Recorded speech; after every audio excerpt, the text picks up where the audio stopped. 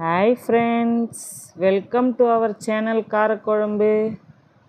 இன்றைக்கி ஒரு சூப்பரான குடல் பிரட்டல் எப்படி செய்கிறதுன்னு பார்க்கலாம் வாங்க. அதுக்கு குடலை நல்லா சுத்தமாக கழுவி ஒரு குக்கரில் சேர்த்துக்கோங்க. குடலை நல்லா சுத்தமாக கழுவணும், இல்லைன்னா சாப்பிடும்போது ஸ்மெல் வரும்.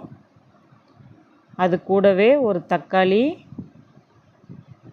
அரை ஸ்பூன் இஞ்சி பூண்டு பேஸ்ட்டு, அரை ஸ்பூன் மஞ்சத்தூள், ஒரு ஸ்பூன் கல்லுப்பு, அரை ஸ்பூன் மிளகுத்தூள், அரை ஸ்பூன் ஜீரகம் சேர்த்து ஒரு சொம்பு தண்ணி ஊற்றிக்கோங்க. குடல் வேகிறதுக்கு தண்ணி ஊற்றிட்டு குக்கரை மூடிடுங்க. மூடி 10 விசில் விடுங்க. அப்போ தான் குடல் நல்லா வெந்திருக்கும். குடல் வெந்ததும் அந்த குக்கரில் இருக்கிற தண்ணியை வடிகட்டி கொஞ்சமாக மிளகுத்தூள், கொத்தமல்லி தூவி சூப் போல் குடிங்க, நல்லது. இது போல் வடிகட்டிட்டு பொடியாக கட் பண்ணிக்கணும், அதை நான் காட்டுறேன். இப்போ கடாயில் ஒரு கரண்டி எண்ணெய் ஊற்றி பட்டை, லவங்கம், ஏலக்காய், கிராம்பு, கருவேப்பிலை சேர்த்து 2 பச்சை மிளகாய் சேர்த்துக்கோங்க. நல்லா பொரியட்டும். ஒரு ஸ்பூன் இஞ்சி பூண்டு பேஸ்ட்டு சேர்த்துக்கோங்க. இஞ்சி பூண்டு பேஸ்ட்டு பச்சை வாசனை போகிற வரைக்கும் நல்லா வதக்கிக்கோங்க. நான் இன்றைக்கி 2 பெரிய வெங்காயம் எடுத்திருக்கேன், பொடியாக கட் பண்ணி இது கூட சேர்த்துக்கோங்க.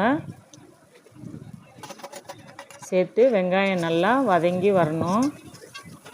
வெங்காயம் வதங்கட்டும். அதுக்குள்ளே போய் நம்ம சேனலை சப்ஸ்கிரைப் பண்ணிவிட்டு வந்துடுங்க. இந்த குடல் பிரட்டல் வாரத்துக்கு ஒரு நாள் சாப்பிட்டுட்டு வந்தீங்கன்னா உடம்புக்கு ரொம்ப நல்லது. வெங்காயம் இது போல் நல்லா வதங்கணும், அப்போ தான் நல்லா டேஸ்ட்டாக இருக்கும். வெங்காயம் நல்லா வதங்கினதும் இது பாருங்கள், குடல் இது போல் பொடியாக கட் பண்ணி வச்சுக்கோங்க. நான் இன்றைக்கி ஒரு வெங்காயம், ஒரு தக்காளி, அரை மூடி தேங்காய் எடுத்திருக்கேன். அதையும் நல்லா அரைச்சி வச்சுக்கிட்டேன். இப்போது அது கூட வெங்காயத்து கூட இதை நம்ம சேர்த்துருவோம். சேர்த்துட்டு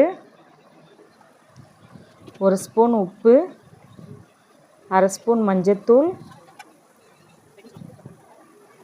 ஒரு ஸ்பூன் மட்டன் மசாலா, அரை ஸ்பூன் வீட்டு மிளகாத்தூள் சேர்த்து நல்லா வதக்கிக்கோங்க. நான் இதுக்கு மறுபடியும் ஒரு ஸ்பூன் மட்டன் மசாலா சேர்த்தேன். அதையும் சேர்த்து நல்லா வதக்கிக்கோங்க. இப்போது வதக்குனதும் குடலை அதில் சேர்த்துடலாம். சேர்த்து நல்லா வதக்கணும். குடலை எவ்வளோக்கு எவ்வளோ நல்லா வதக்குறோமோ அப்போ தான் நல்லாயிருக்கும். இது போல் நல்லா வதங்கி வரணும். கொஞ்சம் மூடி போட்டு வச்சுட்டுங்க, திறந்து நல்லா கிளறி விடுங்க. இது போல் அடிக்கடிக்கு மூடி போட்டு நல்லா கிளறி விட்டால் தான் ரொம்ப நல்லாயிருக்கும்.